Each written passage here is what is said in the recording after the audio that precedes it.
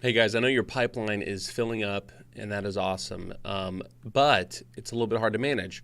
So let's talk through the ways to clean up your loans and leads list inside of Pre-Approve Me.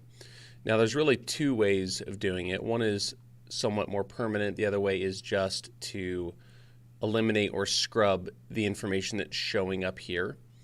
The first way is to change the processing status.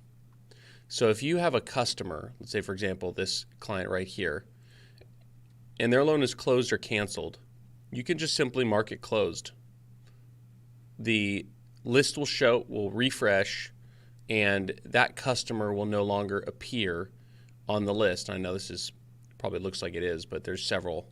I have a lot of these accounts that are named to me in here, but those closed loans will not show up. Now you can, of course, look for them later on by using filters. So you can filter in these closed loans at any time you want. So if you want to review your year or you want to just like get in touch with somebody from the past, that's an easy way of doing it. Now, another way of doing it is to actually archive the loan. So let's say you goofed, there's information in there, it's corrupt, you never want to see them again.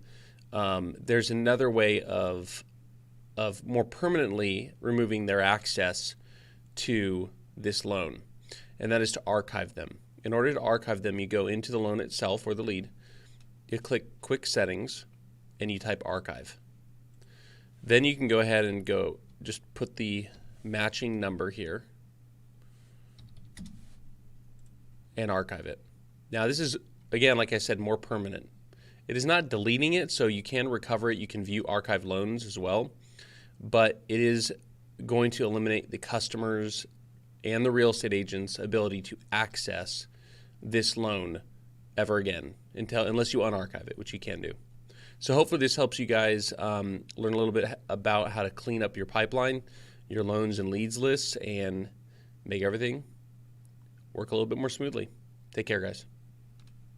Hey guys, thanks for watching our training video. To find more like it, click the link below.